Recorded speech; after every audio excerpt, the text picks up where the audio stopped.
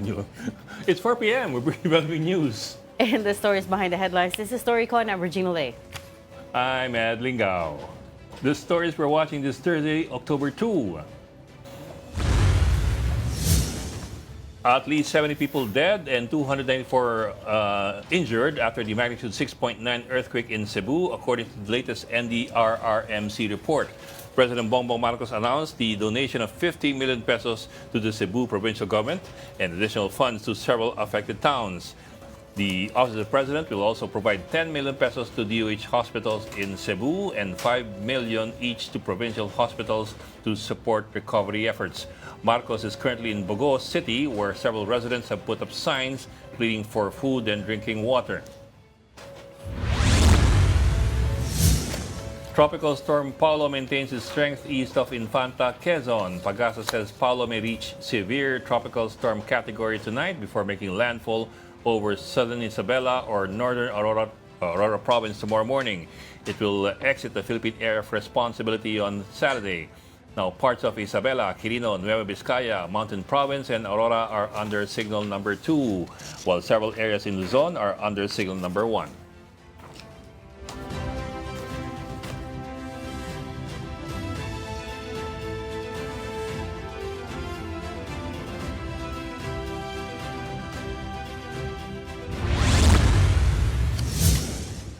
The Registry of the International Criminal Court has information for the pre-trial chamber. That is, the detention center's medical officer is not mandated to determine former President Rodrigo Duterte's fitness to stand trial.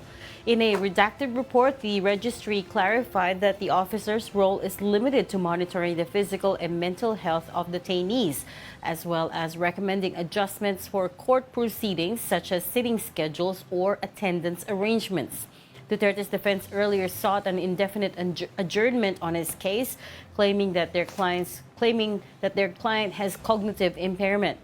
Back here at home, the Senate has approved a resolution, of course that was yesterday, urging the ICC to place Duterte under house arrest on the basis of, quote, humanitarian grounds.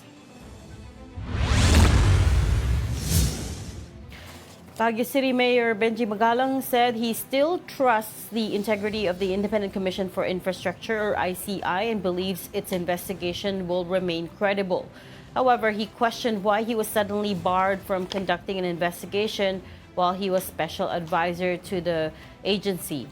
To the commission rather. Magalang has resigned from the post to spare the body from doubts related to his appointment. Nandun naman kami, wala naman pressure actually. Nakapagtataka lang bakit biglang ayaw ko mag-imbestiga. The mere fact na sinabing, you're not an investigator, you're just a legal advisor.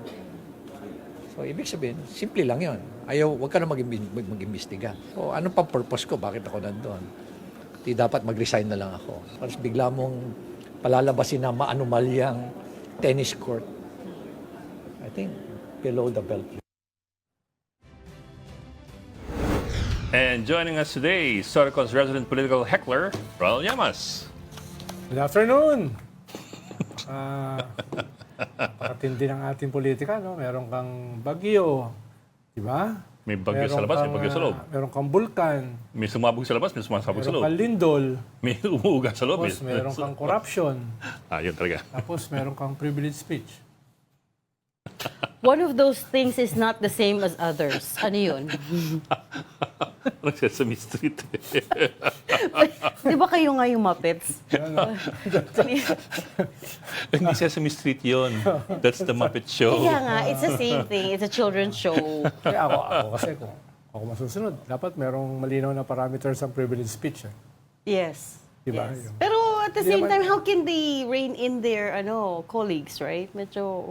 Hindi, kailangan may minimum level ng... merong mang-check muna ng script niya bago mag-ano. Diplomacy. Yung IQ, yung gano'n, grammar, no? Kung gano'n, maglagay ka ng ganong qualifications for public office. Kasi parang lahat ng bansa nakatingin sa'yo, tapos you're making a spectacle of yourself. Okay. And on that note, let me bring in Philippine Star Editor-in-Chief, Ami Pomintuan. Hi, Ami. Hi, Ami. Hi everyone. Good afternoon. May bagyo na naman. Ami, agree ka ba ron na dapat yung mga privilege speech may kaunting parameters para... Halimbawa, kanino bang privilege speech yung sinasabi mo? Marami Whoever. yung privilege speech. Saka may sumagot na ng privilege speech kung pareho tayong pinag-uusapan. Whoever. Dahil May mga- sagot na. Matindi rin yung sagot dun sa privilege speech na sinasabi mo. Kung May pareho privilege tayo, speech. kanino bang privilege speech siya? Privilege speech kasi na murderer. Murder yung English language. Gusto mo ba yung ganong klase? Privilege speech? May EJK yung English language. Oo, dapat may minimums na Pwede naman mag-Tagalog sa Senado, Hindi, di ba? pwede naman dalhin sa chat GPT o padala mo yung speech mo, ayusin yung grammar. Baka nagmamadali. Di ba? They were in a rush to get it out. Tapos, But May sagot naman din But di ba? May since you- comment din But since you brought it up, one question on people's minds is, what is the point of this resolution? Hindi naman, it has no bearing on the case, right? And in fact, no it could bearing. backfire. no bearing whatsoever. But what is the point? Ano yung It's for larger their motive? Well, dalawa. Constituency. Pwedeng yung iba ay hindi naiintindihan ano ba yung ICC. Na ito ay hindi So, kaya uubra. kailangan ng minimum requirements talaga. ganun. Oo, hindi. Dahil pwede mo kasi ipacheck sa staff mo yan. Dahil mo staff eh.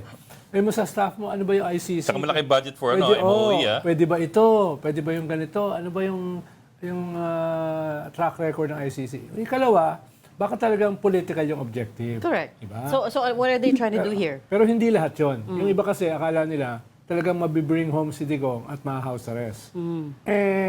Parang mali, di ba? Yung iba, iniisip, political ito. Ito ay affirmative action for Sara, na nandun sa gallery nanonood. Di ba? Mas yun yung objective, to consolidate the base. They're, This early, yeah, they're talking to their crowd eh. Parang baka Their na-demoralize. constituency, eh. No, ganyan. So, So this is yun what- yung mas political yung objective. wanting to rally the base again. Yes, correct. Tapos, yung ikatlo, pwedeng pitik yun dun sa leadership ng House na nag-abstain. Parang, teka, nanganganib ka, kailangan ay kausapin mo kami kung anong gusto namin, di ba? Yung ganun ba? Yung leadership ng Senado. Ng Senado. Oo, Senado. na nag-abstain. So, parang pwedeng ganun na, oops, hindi ka nakakasigurado sa majority mo, kausapin mo naman kami. Ito yung gusto namin. So hindi issue ng minimum requirements for English grammar yung sinasabi mo. Iba pa yun. It seems Iba pa pretty yun. well Iba pa yun. Yung Well- thought well out. planned. Oo. Iba pa yun. Yun, mas fundamental yun eh. No? Yung grammar issue. Dahil mas mahalaga yun kaysa sa political. Bakit? Ano ba, what's so important if he gets the grammar wrong ba? Ha? Ano ba yung problem doon? Na-convey naman niya. Pakisagot. Ba't ako sinatanong? Pakisagot, Tanong kay Ami. Yeah. Pakisagot. Senador ka, tapos congressman ka, tapos yung grammar mo, sayad. Di ba yung... Wala naman, ayusin naman ng content. Ang dahil mo staff. Tapos may chat GPT. Di ba? Pwede naman ayusin yun dun eh. You really okay lang. want to talk about yung benchmarks, yung standards natin for Sa kanila. politicians. Sa kanila. You really want to talk about that. Ako kasi kaya- We have politicians in power right now. We have cases with serious cases pending. You want to talk about yung minimum standards para makapasok sa Senado? Baka we might not... Matagal nang nawala yan, ano? Matagal nang nawala yan. Oh, dati kasi nung panahon ng lolo ko, talagang mga higante yung nasa Senado, di ba? Ito lang po ko. Oo. Minimum requirements for the Senate. Natural born, 35 years old, on day of election, Oo. able to read or write. Oo. It doesn't say naman able to read or write well. Ibig sabihin, si Manny Oo Mugato, nga. Uy! A loophole in the law. We need to plug that. ibig sabihin, si Manny Mugato, pwede.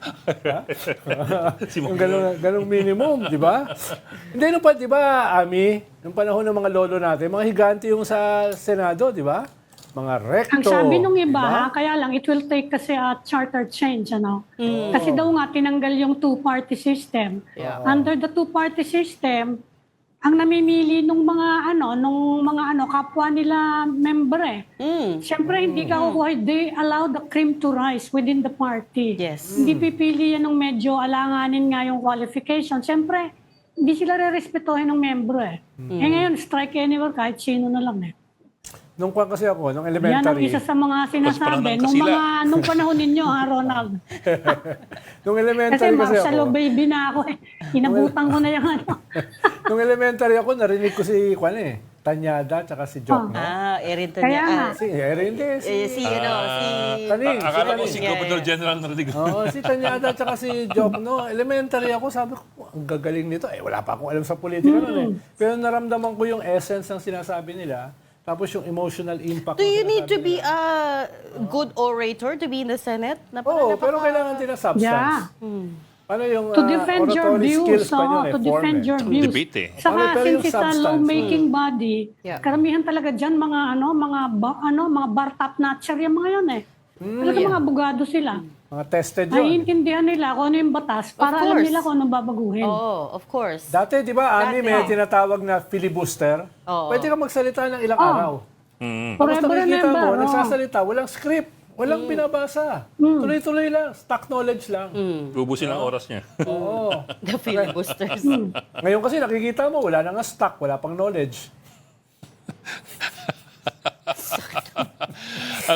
Sabi nga, you should be able to defend your position in Plaza Miranda. Yun. Doon yung soapbox mo. Kaya di ba? pinasabog yung Plaza Miranda, yung ka-defend. Ngayon, yung stand in Plaza Miranda, may benta ka ng papareng, pambalaglag. Hindi, dahil nabutan ko ba yun sa Plaza Miranda, di ba? May soapbox doon. Tapos tatayo. Tapos lahat na may sayad, nandun, didebatihin ka. Pero yung mga may sayad, matatalino. Matatalino, no? Mas matalino pa kay Kiko Balsaga. No, yung mga nandun. Those days, no? Like those glory days, no? When our politicians could debate without Yes. scripts. Kaya naman niya magmiyaw-miyaw eh. Ngayon, meow-meow na lang. Tsaka boxing, shadow boxing. Shadow boxing.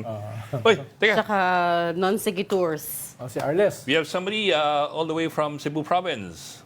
Let's bring in our, Inabutan kaya niya si Tanyada at si Jock. No? I doubt. Si Arles. Mga batang-bata pa to eh. Let's bring in Arles de los Santos covering situation in Bogo City in Cebu Province. Arles, kumusta dyan? Magandang hapon, Bok, no? Nandito nga tayo ngayon sa Bogo City, no? Dito kung saan nga nakasailalim na sa state of calamity ang buong probinsya ng Cebu. Matapos nga tumama ang magnitude 6.9 na lindol. Kung makikita ninyo, sa likuran ko ay medyo madaming tao kahit pag inikot natin yan dahil dumating na nga dito ang unang relief goods mula sa DSWD.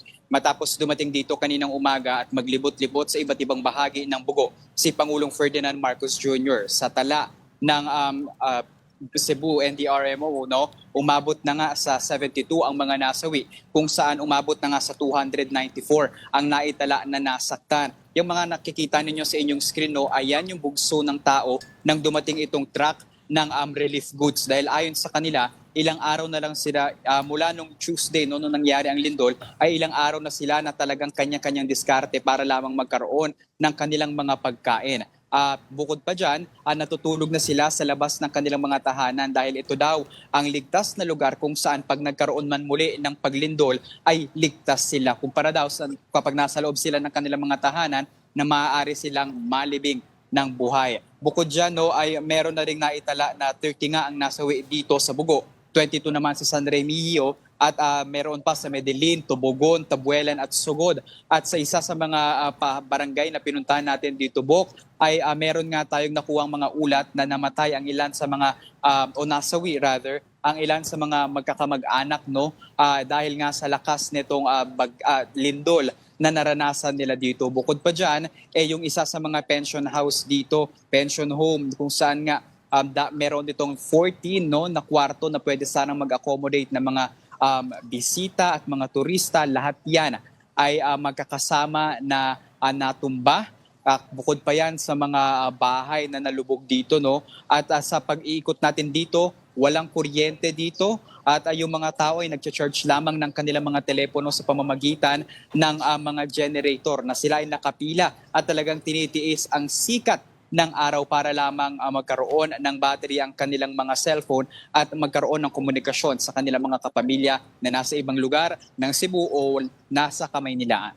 Arles, nakita mo ba yun dun sa Pandan, Mahawak, sa Medellin, Cebu? Yung mga tao kagabi na natutulog sa mga plastic bags. Hindi yung hindi yung plastic bag na talagang tulugan. Pero yung mga yung mga plastic lang dahil nga umuulan, tapos bawal silang pumasok sa mga bahay dahil nga structurally unsafe. Pero nandun sila natutulog sa kalsada. Nakakaawa. Mga plastic talaga. Totoo ba yung mga ganong klaseng litrato na nangyayari dyan?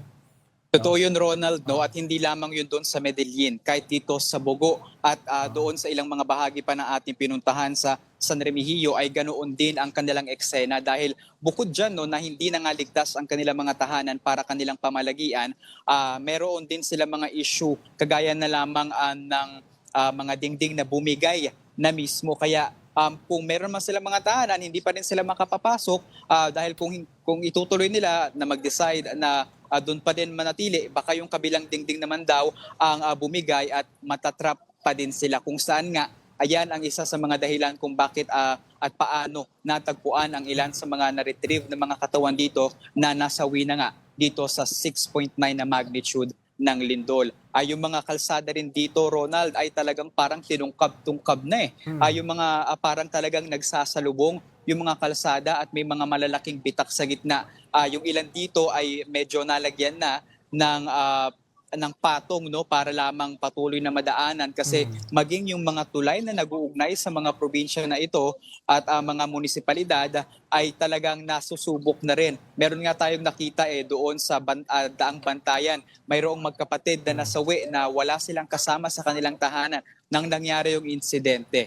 Pinili nilang manatili doon pero dahil nga sa bilis sa mga pangyayari ay hindi na rin sila nakaligtas. Sino mga contractor dyan? Nako, nakadepende, Ronald, no? At yung mga bridge dito ay marami.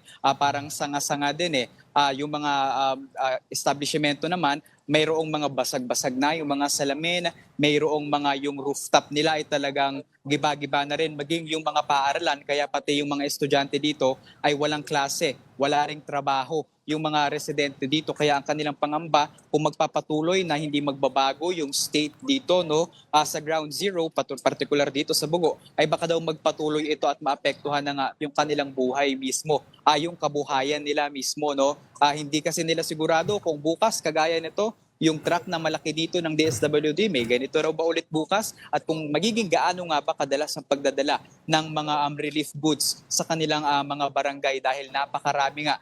Umabot na sa 47,000 na mga pamilya ang naitala na naapektuhan nitong lindol o sa bilang ng mga individual ay nasa mahigit 170,000 na. Arles, nakakaramdam ka pa ba ng mga lindol? Kasi sabi ng FIVOLCS, ang warning nila, tuloy-tuloy daw for several weeks yung mga aftershocks. Yes.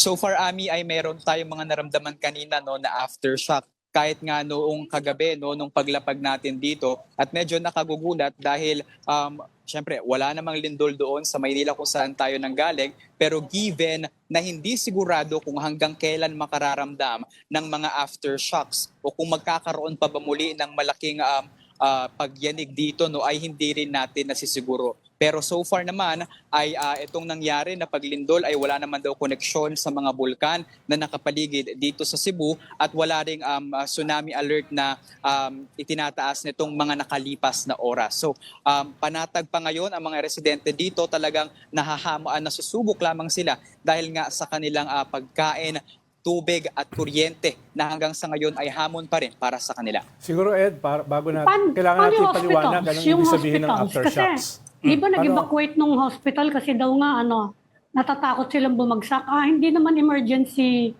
ang sitwasyon ng mga kaya pa ba nila yung capacity ng mga healthcare facilities diyan?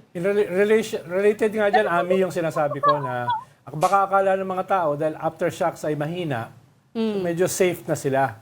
Katulad ni Jinggoy, no? Dapat maunawaan nila na yung aftershocks ay mas dangerous pa minsan dun sa major earthquake. Dahil yung major earthquake, dahil nga yung structural integrity weakened na Kaya kahit mahina yung aftershocks pero marami, delikado. Kaya nga hindi pinapapasok pa sa mga bahay yung mga tao. Dahil dyan ngayon yung delikadong moment sa mga aftershocks. But actually sabi ng FIVOLCS, yung mga aftershocks could hit as high as 5.9 on the Richter scale. So malakas-lakas din. But anyways, Arles, coming back to Ami's question, yung capacity ng healthcare facilities, kamusta naman dyan? Ami at Reg, nung nagsimula nga itong lindol noong Tuesday night, mabilis na dumami yung volume ng mga tao na nagpunta sa emergency room dito sa Cebu Provincial Hospital. Ayon sa ating pakikipanayam sa mga nurse doon, ay mayroon daw na pagkakataon na nag-overflow nga, nagkaroon ng full capacity ang kanilang mga ospital. At nung binisita natin, kahit kaninang tanghali, ay mayroon pa ring mga bed, may mga bed pa din ng ospital na nandun pa din sa labas ng ospital, kung saan nga daw itong pati kanilang emergency room ay nagkaroon ng damage dahil nga dito sa nangyaring lindol. Pero so far ay natutugunan naman daw ang mga pangangailangan na yan, pero may ilan pa rin talaga na hindi maiiwasan na yung naging mabagal ang tugon dahil nga raw sa dami ng mga tao na agad na sumugod dito sa kanilang ospital noong nangyari ang lindol. Arles, can you situate yourself for us? Where exactly are you? Parang simbahan nasa likod mo eh. Is that one of the churches na na-damage? Oo, andito tayo, Abok, no? Ito yung tinatawag nila na St. Vincent Ferrer Parish, no? Kung saan, kung makikita ninyo, ayan, no? Ay kasama yan sa mga bumigay. At yung isang bahagi niyan dito sa may gitna, kung saan kasama yan sa bumigay dito. So ayan, wala na siya yung nasa itaas niya, yung may cross. Kaya yung kanilang retablo ay nagawa muna sila ng makeshift para magpatuloy pa din yung pagdarasal ng ilang mga residente dito dahil may mga dumarating pa rin dito, Bok, at talagang nangingilid ang kanilang mga luha at nagpapasalamat na sila ay ligtas. So syempre, it's faith, no? Talagang hindi nila maipaliwanag din kung paano nga nangyari ang lahat dahil hindi nila inaasahan yung ganitong kalakas na lindol na mangyayari sa Northern Cebu. Kung di tayo nagkakamali ay 400 years ago na daw nang makaranas ng ganitong kalakas at makapaminsalang lindol itong bahagi na ito ng Cebu. So ngayon, yung mga kasama natin doon sa bahagi na yun kanina ay mga kumukuha ng kanilang relief goods, pumunta na sila dito. Hindi lamang natin sigurado kung mayroon pa nga bang natitira at kung may babalik pa ba. Pero kanina ay nagkaroon nga ng maliit na tensyon dahil sa pagkasabik ng mga tao. Pero ngayon ay mas kakaunti na ang volume ng tao dito kumpara noong kanina. Well, I asked about the church kasi the church is a gathering place, especially in times of disaster. But at the same time, it's also a dangerous place, especially after an earthquake. So is the church open to the public or is it closed for the moment? It's closed for the moment, Bok. At kanina isang nagawa nila yung kanilang misa dito lamang sa isang bahagi ng kanilang simbahan kung saan pwedeng magtirik ng mga kandila. Pero meron din doon mga debris, no, ng mga nagsitumbahan din na bahagi ng kanilang building. Pwede rin natin yun ipakita ng mabilis dito. So ayan, dito sila nagdaos ng misa kanina. At ito yung bahagi na yan, no, bumigay din yan. Ano yan? Ano yan? Ano yan? I believe ito yung church bell ng yung tore. kanilang, kung di ako nagkakamali, Ito yung no? At kasama yan sa nasira nga rito. Merong santo doon sa may unahang bahagi. Safe naman so far and even yung dome-like structure na ito na nakikita ninyo sa inyong harapan. Pero ito, no, galing na ito sa taas, bumagsak na ito. Siguro dahil matanda na rin yung struktura, pero syempre, kung may mabagsakan yan, delikado pa rin para sa publiko. Is this one of the historic churches dyan sa Cebu? Kasi ang dami dyan mga Heritage. mga heritage churches. Churches. Some of them dating back to what? 1800s, 1700s? Kanina, Bok, no, kaninang umaga, nung una tayong umere, ay nandun tayo sa Santa Rosa de Lima Church doon sa Daang Batayan. Daang Bantayan, no? Kung saan nga mula 1800s pa daw ay nandoon na yung simbahan na iyon at talagang isa yon sa mga pinakamatatandang simbahan. Kaya naman ganun na lang yung pagkalungkot ng parokya sa nangyari na iyon, pero umaasa sila na muli nilang maitatayo yung simbahan katulad ng dati at maaanyayahan muli magsimba doon ng mga residente dahil sa ngayon ay nakapalibot din doon ang yellow na tape at bawal ang publiko sa loob nito. On a different note, Arles, kamusta yung bagong obispo? Kaka-ordain lang, kaka-appoint lang niya nung araw ng earthquake Yung bagong obispo ng Cebu, kamusta siya? Dahil marami mga tinamaan na heritage churches So far, hindi pa natin siya nakikita, Ronald, pero yung simbahan dito ay very active, no? Katulad nitong relief good operation na kanilang isinagawa sa simbahan mismo isinagawa at kasama yung mga madre nating kapatid sa nag-assist dito para masiguro nga na mabibigyan ng lahat at syempre matutugunan yung pangangailangan ng mga kababayan natin sa pagkain. Ang huli na lang, Arles, pahabol. Paano usually kasi pag may disaster, doon concerned yung mga government agencies at mga local government units, doon sa mga ordinansya na dapat sana before the disaster ay na-implement. Halimbawa, sa sunog, maraming ordinansya yan para sa fire control. Pero usually, lumalabas lang yan pagkatapos ng sunog. Diyan sa earthquake, sa building integrity, dapat meron diyang mga ordinansya para yan ay i-test out Para, halimbawa, katulad niyan, may lindol, tapos may mga aftershocks, delikado yung mga buildings. No? So, may ginagawa ba ang local government units para i-check at this point na dapat ginawa nila earlier, yung mga structural integrity na pwedeng naapektuhan ng lindol at kung sakali, sana hindi naman, magkaroon pa ng isang lindol ay baka delikado. Alam mo, Ronald, sobrang valid ng question mo, no? Dahil kaninang tanghali ay nagkaroon tayo ng pagkakataon na makapanayam yung municipal administrator ng Medellin. Isa yon sa mga probinsya na kalapit mismo nitong Bogo kung saan nga tinuturing na ground zero, no? Ang sinasabi nila, hamon itong sa kanilang yung pagkakaroon ng integrity at infrastructure check. Katulad na lamang doon sa lugar na yun dahil iisa lamang ang kanilang district o yung civil engineer na maaaring mag-conduct ng pag-check nito. So kung iisipin mo na napakaraming mga gusali at infrastruktura na naapektuhan ng lindol ay talagang mahihirapan sila na masuri kung ano pa nga ba yung pwedeng gamitin. Dito din sa Bogo, marami din mga infrastructure ang talagang na-damage, no? At maaaring hindi na safe gamitin anytime soon, lalo na kung magkakaroon pa rin ng aftershock. Pero ayon naman sa provincial government nito ng Cebu, ay patuloy ang kanilang kooperasyon para masiguro ang kaligtasan ng publiko, kasama na nga yung pagpapaiwas sa mga tao, sa mga residente, sa mga gusali na maaaring bumagsak ang mga bahagi nito at mag-cause ng aksidente sa mga residente nito. Okay. Ang hirap na ng tanong mo. Okay. But Yung huli fair point. kasing lindol dyan sa Cebu, nandyan ako sa Radisson Hotel, 28th floor. Talagang nakakatakot Pag yung, ganun din halos sa Arles, 7... bibisita ba dyan sila, President Marcos? Nagpunta sila sa Cebu nagpunta na Oo. sa Bogo. Kanina Ami, nandito sila. Oo. Naglibot sila Saka sa si ilang BP mga- Sara. si VP Sara sa nagpunta din ba? Medellin. Okay. Si Pangulong Ferdinand Marcos Jr. Ami ay pumunta dito sa simbahan na kung nasaan ako mismo, pati na rin doon sa isa pang paaralan na malapit dito, maging doon sa isang household or parang isang compound kung saan yung mga Yolanda survivor ay doon inirelocate matapos yung bagyo. Pero kasama rin ang kanilang lugar sa mga pinaka-naapektuhan kung saan doon nga nakilala natin yung isang pamilya na mayroong buntis na kasamang pumanaw ang kanyang anak na dinadala, no? At si VP Sara naman ay doon sa Medellin nagpunta, pero I believe kagabi pa yon, ayon sa kanilang municipal administrator ay mayroon din daw itong mga dalang mga food pack. Kaya naman ganun ang kanilang pasasalamat. Pero sa ganitong sitwasyon, Ami, yung sinasabi nyo kanina na wag sana munang haluan ng politika, yung mga tao pag nakakita ng mga ganitong politiko ay talagang itinataas nila ang kanilang mga pangangailangan at so far kung matutugunan ay labis-labis ang kanilang mga pasasalamat gaya na lamang nitong relief goods na ibinamahagi nga ngayong hapon. Well, we know that President Marcos has ordered the release of at least 224 million pesos now, for today. Although, pati sila, they said that might not be enough.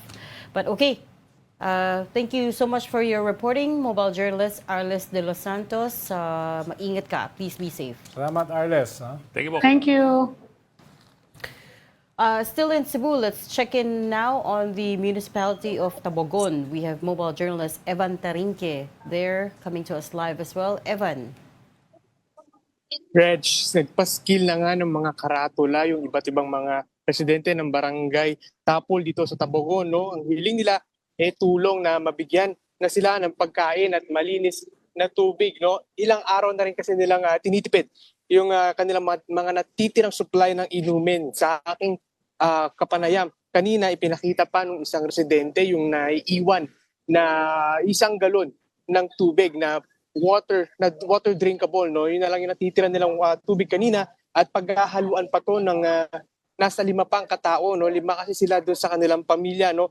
Pero tiniyak naman ng LGU ng Tabogon, no, na nakasentro ang kanilang relief operation sa Tabogon Sports Complex para masiguro daw yung mas maayos at mas centralized na pamamahagi ng mga ayuda para nga dito sa mga apektadong residente nga, no. Bukod nga dito sa kakulangan ng tubig, marami pa rin na sa mga residente dito sa lugar yung wala pa rin kuryente, no. Kanina nakita natin around 16% pa lang ng mga residential buildings dito yung merong kuryente, pero sa ngayon yung iba wala pa rin talaga, kaya naman yung iba sa labas ng bahay nagpapalipas ng kanilang mga oras, no. Kanina umaga nagkaroon naman ng emergency meeting yung LGU kasama ang iba pang mga barangay officials, no, para pag-aralan, para ma-estimate, para mapagplanuhan yung kanilang mga kailangan gawin, no, para matulungan pa yung ilang mga residente na nakatira dito sa may Tabogon, no, dahil nga isa talaga doon sa mga nirereklamo or inataas na hinaing ng mga residente dito yung pagkain, tubig at yung kawalan ng kuryente, dahil yun nga, no, dito kasi sa bandang Tabogon, no, medyo nasa uphili tayo, medyo kabundukan na, no, at yung mga daan maninipis at wala halos na street lights, no.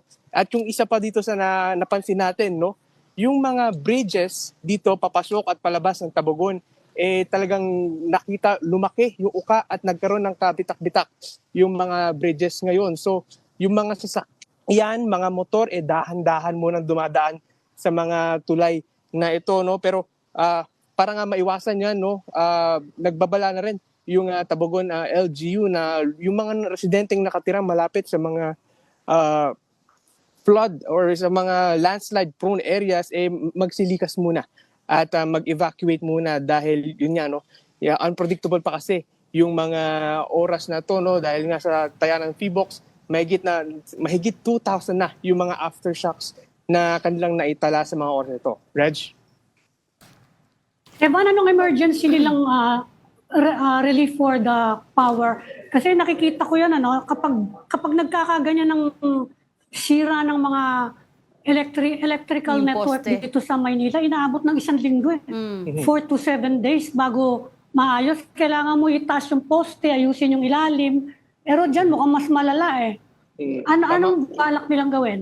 Tama ka dyan, no, Ami. Dito inaasahan nga 3 to 7 days bago maibalik yung kuryente dito sa Tabogon, no, dahil unang-una yung apektado sila nung West Mindanao power station, no. So yung karamihan nung mga residente dito doon na connect, at yun nga, since down iyon marami yung mga residente walang kuryente. 16% pa lang actually yung meron dito. Pero dito sa kinakatayuan ko ngayon, no, pakita rin natin, medyo lively na currently yung sitwasyon dito, no. Medyo okay na yung ibang residente. Bukas na. Etong part na to sa may Barangay Pio, may kuryente na, no. Pero pag lumagpas ka, bumalik ka doon sa Barangay Talup, doon paakyat, wala na ulit kuryente. At pagdating naman sa baba, wala ulit kuryente. So very very limited yung source of ng kuryente dito ngayon. Amin. Casualties, Bok, sa Tabogon, kamusta? Bok? Meron bang nasawi dyan sa Tabogon at nasugatan? Tama ka dyan, no, Bok, no. Unfortunately, merong 5 na na-confirm na deaths dito sa Tabogon. Nakausap nga natin actually kanina yung kapitbahay nung mga namatay na to, no. And according sa nila, yung 3 doon sa mga namatay na yon taga Barangay Pio. Actually, 4 yung taga Barangay Pio, yung 3 doon magkakamag-anak, no. So isa yun doon sa nakwento sa atin kanina nung kapitbahay nila, no. So currently 5, pero yung injuries, they're still counting kung gaano pa karami, and syempre tuloy-tuloy pa rin yung search and rescue operation sa mga oras na to, and wala pang final number na inilalabas sa mga tabok. Evan, same question na tinanong namin kay Arles. Kamusta naman yung medical facilities dyan? How are they keeping up? Reg, unfortunately, no, ang pinakamalapit, actually, nag-iisang ditong hospital, yung infirmary, dito sa may Tabuco. And yun nga, yun yung central head office ngayon nung mga nagre-relief operations, isa yun sa central office. Unfortunately daw, isa lang yung doktor doon. So yung ibang mga kailangan itakbo, gaya nung na-aksidente or nasama doon sa death toll kanina, unfortunately, kailangan padalhin sa may Bago, no, dinala pa sa Bugo. So it's around a 30-minute ride, no, 30 to an hour ride, depende pa yan doon sa situation ng kalsada. So isa yon doon sa naging factor nung aside from late na or kinabukasan na nakuha yung katawan, yung body ng survivor, yung distance doon sa ospital, naging factor din daw yon. Kaya nahirapan at hindi na nga umabot at hindi na nga nag-survive. Ito nga natabunan nga na personnel na to. Reg. That's very sad. Sorry, you said 30 minutes away yung Bogo, yung hospital sa Bogo sa Tabogon. Yes, tama ka, Reg. 30 minutes away, plus syempre yung kalsada kasi very unpredictable, no? Since medyo nasa mountain side tayo, medyo hilly side, napakanipis nung kalsada. It's a two-way street lang talaga. And wala pang mga very curvy pa, no? Very curvy yung daanan. So minsan nagkakabulagaan yung mga sasakyan, no? Kahit nga yung motor, no, mabubulaga na lang na, uy, may kasalubong, no? And plus, wala pa masyadong ilaw. So yun ang challenge ng mga residente dito sa Bogo. Okay. Sa Bogo. Okay, we'll leave that there. Thank you so much for your reporting, Evan Tarinque, mobile journalist. And again, stay safe out there. Yan po. Thanks, Evan. And let's see the situation in other parts of Cebu like Daan Bantayan and San Remigio from News 5's Mon Gualvez. Mon, kumusta dyan?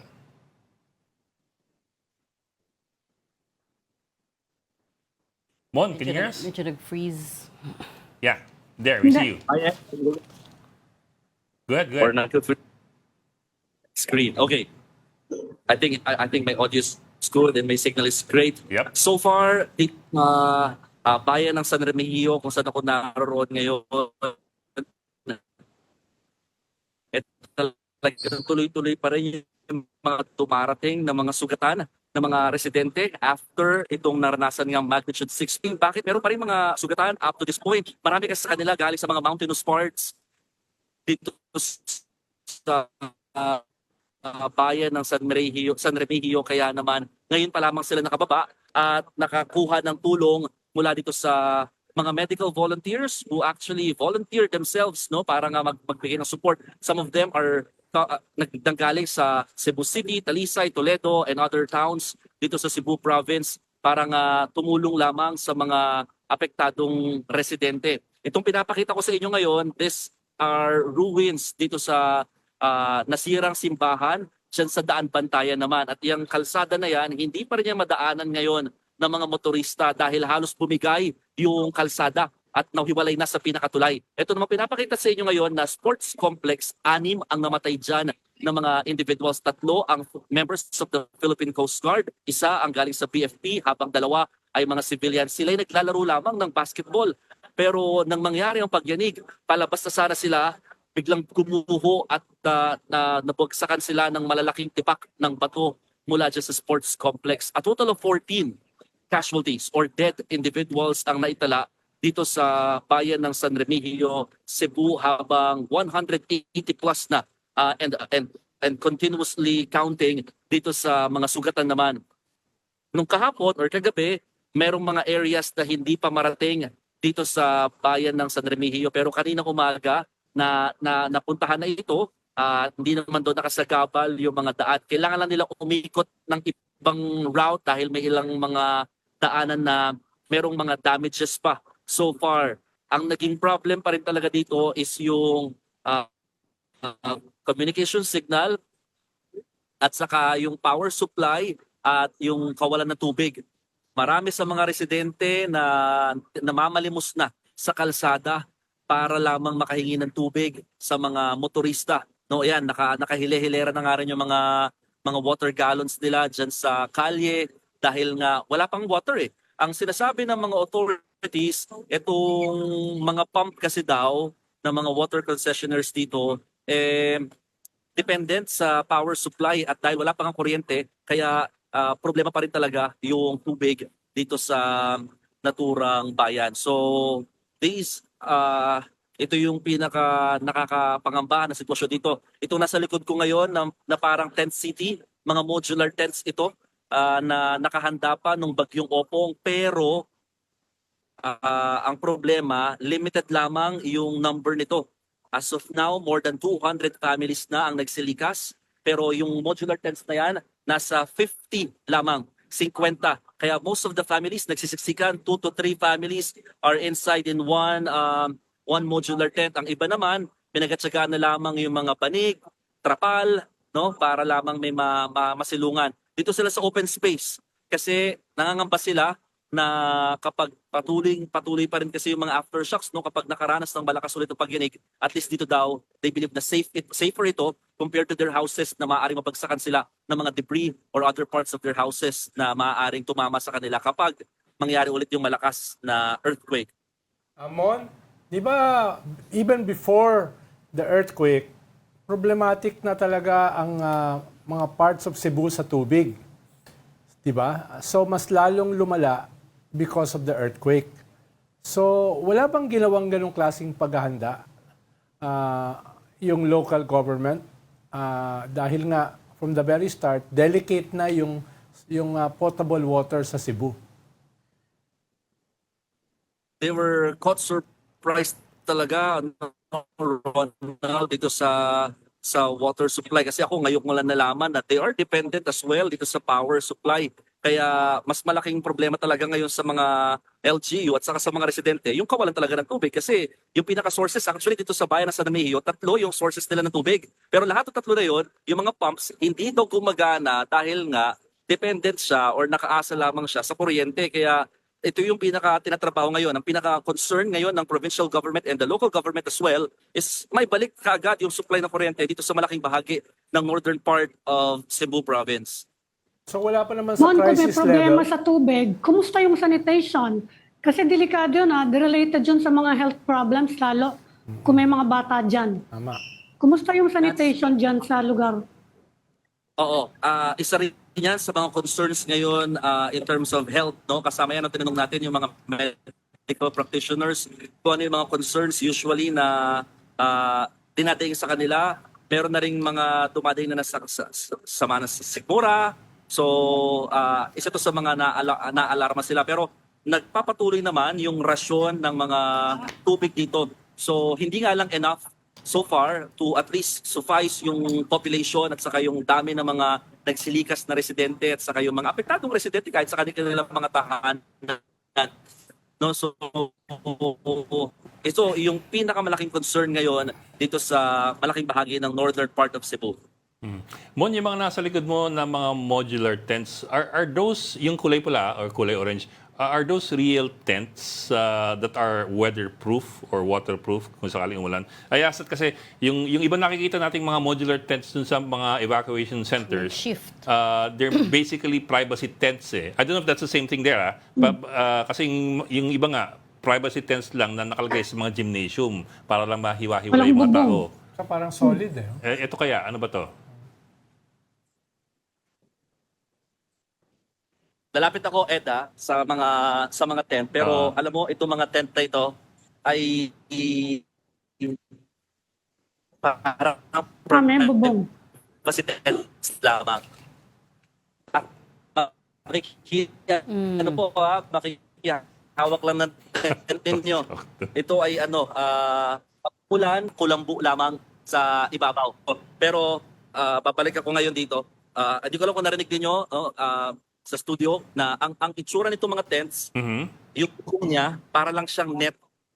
Para Okay. presko pa rin. So, kapag umulan, basa sila.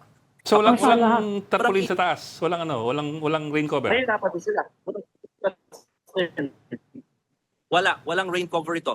So yun yung situation ngayon ng mga modular tents na available sa kanila. It's Para a lang siyang privacy tent. privacy tents. Tama yung sinabi ni Ed Ganun sa kanina. labas eh. Oo nga eh. Privacy tent Kasi nasa loob paano eh. yan? Merong papalapit na, merong Paulo eh. Meron Oo. na yung tropical cyclone. natatama daw ngayong weekend. Paano kaya ang gagawin nila dyan? Magkano kaya patong dyan? Binili. Takbo talaga. Well, Hindi, meron daw bagong medyo bagyo eh. problematic Paano ngayon yun? yung mga insidente. Hindi, anong Starting ginagawa to ng lose local it. government? Actually,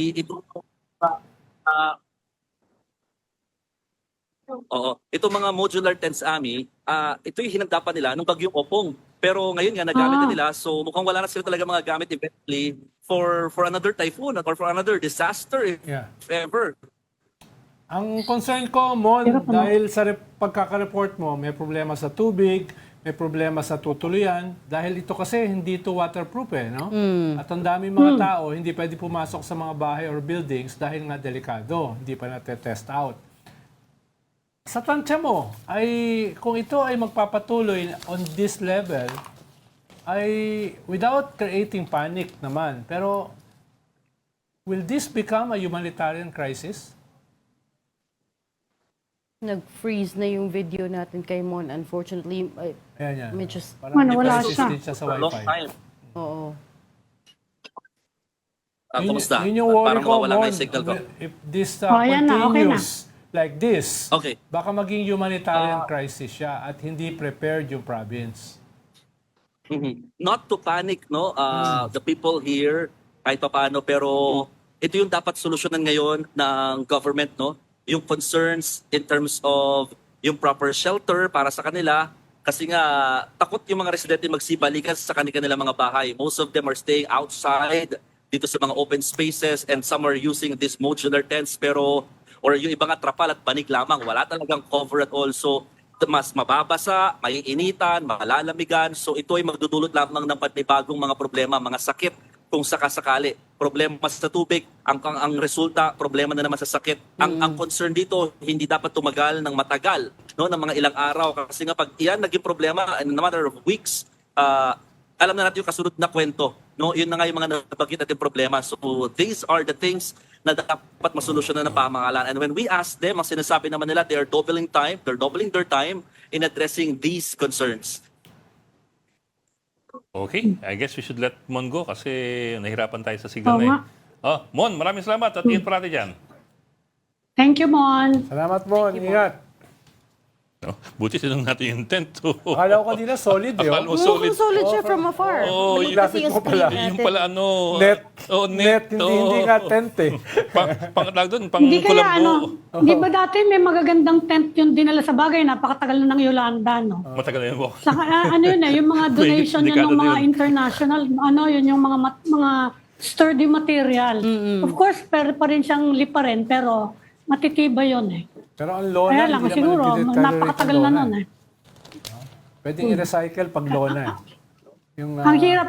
Although, kasama nga yan sa mga SOS nila, no? Kung meron daw makakapag-donate ng tent yan, eh. Kung may nanonood dyan na merong mga resources na gano'n. Yung maraming Ayun ang ginasto hinihingi na sa Cebu. eleksyon, yung mga tarpaulin ninyo, yun pwedeng gamitin yun. Oo. Nung pag may mga Ayun, well, tarpaulin yun, ang waterproof. Mga pag tarpaulin. may mga welga kami, Labas yung yun yung mga 80s. tarps yun. Yung mga welga namin Oo. ng 80s. Mga kwan lang, mga tarpaulin lang at saka yung mga sa mga advertisement. Waterproof yung Kinukuha tarpaulin, namin, tapos no? Pwede nilalagay namin ipadala sa yun. bubong ng mga Pwedeng picket line. makeshift. Ikaw talaga, Ed, why did you have to connect this to the elections again? Magagalit na naman tayo. Hindi, pan yung welga. Hindi, yung kinonect ko sa elections eh. Because it's times like Hindi kasi, this. ano Alam yun eh, mo, wala na tapon na yun, di ba? Yung mga tarp na yun. Yeah, pero Di padala doon para maging it's, para Kasi yung madali na weatherproof magtinang yung yun ngayon. para gawing tignan mo nga naman Last how... May pa lang yung election. Pwede Tignan pa. mo nga naman how much we're bastardizing Filipino resilience, right? On the one hand, people have to put up with this crap, right? On the other hand, She used the word. well, it's not a curse word. Yung principle namin. No? Hindi kasi And then on the other emergency hand- naman, di ba? Ano bang- Kailangan ano bang ng crap? materials. Ano bang On the other hand, you have to deal with Senate hearings o kung saan lumalabas na all of this systemic corruption, yung mga Eloquent, privileged speeches. yung mga Pointing fingers at each other, di ba? Pointing fingers, Senate resolutions to bring him home or whatever they call it, Senate resolution to Baka dapat for mag-file ng, interim release. ng Senate resolution In to the bring him meantime, home, pero ibang In pangalan. the meantime, na-realize niyo Di ba? ba? Oo. We've got a catastrophe in Cebu. Tapos may Walang paparating tubig. na tropical depression. Walang tubig, di ba? Weekend. Walang Kita tent. mo naman just how much is being asked of the Filipino, right? And Kulambo. and Kulambo yung nandun And eh. then you have the ICI saying, no, they're not going to open their proceedings kasi ayaw nilang ma-politicize, ayaw nilang ma-ano. Do they not hear just how angry the people are already? Hindi ko alam ano yung Kaya isip. yung ICI. Parang ano na lang parang ano lang, additional layer lang sa prosecution. Ano? Kaya nga eh. Hindi naman sila magpo-prosecute binapadala din nila sa ombudsman and the ano. And the Recommended Department order. of Justice is doing its own investigation. Ano pa yan? Well, today we found out they are summoning former Speaker Martin Romualdez, si Zaldico, and Mark Villar, DPWH Secretary, Actually, na nagsalita na pala. DOJ yan. Nag-statement DOJ siya. yan, ha? Well, I mean, he finally said something. Very rare ba yan? Oo. Yung nagsalita. Hindi nagsalita eh, statement Hindi, eh. he's been, I mean, okay, fine. Hindi At kasi least it's a binanggit statement. siya. Kasi Binanggit yung statement, pangalan niya. hindi mo pwedeng tanongin yung statement eh. Dati, kahit statement, we don't get Wala. anything from him, right? Can you imagine he's been in the Senate how long? Forever. Two consecutive terms na, di ba? Hindi, na-interview natin siya noon, di ba, Ed? Nung tumatakbo siya for Senate. For this, ayan. Na-interview namin siya siguro mga twice. That's the only time you can get some people when they're talk. running, Oo for nga. public Isn't office. that Nung sad? inaano niya yung mga priorities niya noon. Ano nga He daw? can actually, he's very articulate. Kaya dapat lalabas siya, para ano. And then dun sa Itong statement, mga di ba, the more you face the people in this age of social media, mas magaling sa'yo, di ba? Mas madali ka makakapag kaysa yung hindi ka nagsasalita. I Or think, kino-close mo yung mga proceedings I mo. think some of them think differently. I think they think na... Si President Marcos nagsabi nun less talk, less mistakes. Well, remember when Nung tumatakbong Bongbong kandidato siya nun. when Bongbong Marcos also ran, He didn't refused give an to give interview. interviews. Yeah. At least to Nung the tumatakbo siya media. nun. Kaya siya nanalo. Ngayon, iba na. Ngayon, shame campaign na siya Anyway, dun sa statement ni Pinakamaraming sinabi, talo. Senator Mark Villar, part of it read, he was focused on transparency daw, Quiet transparency. transparency and reform initiatives On sabi another niya, note, during his time as DPWH. Bago tayo Oh. magtapos, may sinabi kanina si Mayor Magalong na pinigilan siyang mag-imbestiga. Pero walang paliwanag. Saan siya pinigilan? Sino nagpikil sa kanya? Sinabi niya kanina. Yeah, pero ang sinasabi niya kasi it's all based on Nilabas daw yung issue press ng con tennis ni court. Claire Castro na suddenly sinabi raw ni Claire Castro na he's May conflict of interest. he's only an he's only a legal advisor. He's not an investigator. Not an investigator. And then bringing up So pa general yung yung tennis courts. pagkakasabi niya na pinigilan siya mag-imbestiga. Pero I think ayun nga. general yung sense Kaya nun. masama loob niya because Claire Castro is the alter ego of the president. Ibig sabihin, pag galing kay Claire Castro, practically galing sa president. Sabi nga ni Magalong, may nag-utos doon. So Hindi, sabi niya, kasalanan niya ng media kasi tinanong si Claire Castro. Kasalanan natin yan kayo Baka talaga. Plaza- Media talaga, itong media talaga kayo. uy, Ami, kasalanan ng Philstar lang. Tinanong siya, paano kung may conflict of interest? Di sinabi ni Claire Castro. Huwag mo may dami, Hindi ko Ami, may baka conflict Philippine of Star yun. interest. Imbestigahan. Philippine Star daw, Philippine Star yung nagtanong. Ikaw lang yun, Hindi ko Ami. alam Ikaw kung lang. sino yung nagtanong. Sinagot kayo talaga. Yun na nga yung point ni Mayor Magalong, bakit to nilabas bigla yung tennis court na issue na pinipilit daw Pero, to pin him down Pero in on. fairness din kay Mayor Magalong, dahil public figure siya, ibig sabihin, talagang babatuhin ka, di ba? Kaya dapat huwag ka sensitive.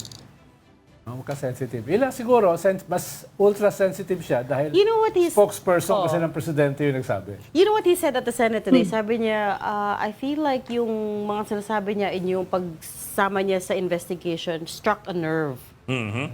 Right. So he felt like he struck a nerve. And then he was asked, what do you mean? Struck with whose nerve? And then he didn't want to elaborate na. Pero sabi niya, I think his point was that he was getting too close to the truth. or something. Yeah, he struck a nerve and then somebody got nervous. Oh, so which is why he had to step back. Which is why suddenly daw nilabas tong mga issues na to. So hindi pa tapos yan. Dahil, Hindi pa tapos na. This is a multi-year. No. Do you think you're gonna be able to fix the systemic rot in a day, a month, a year? Well, so, maraming. tinatanong mo si Ed. Hindi, hypothetically. Thinking out loud. Alas ako sa kuweba ko. Ang gulo nyo. Systemic rat. Systemic. OT na kayo. Oo, eh, pinapalitan ni Ami. Okay. Yung May, Pero may no kasalanan worries dito sa sa harap ko tanong. Kaya nga lang si Magalong. Bukas si Magalong bukas. we've been trying him. Medyo busy lang yata siya. But anyway, we still continue to invite him. But for now, that's all the time we have for today. Thank you so much for watching StoryCon. Thank you for joining StoryCon. Ami Pumentuan, Editor-in-Chief of the Philippine Star, and Ronald Llamas, our resident political pundit. Join us again 4 p.m. tomorrow for StoryCon. I'm Regina Lay. I'm Ed Lingao. We are One News, all sides, all the time.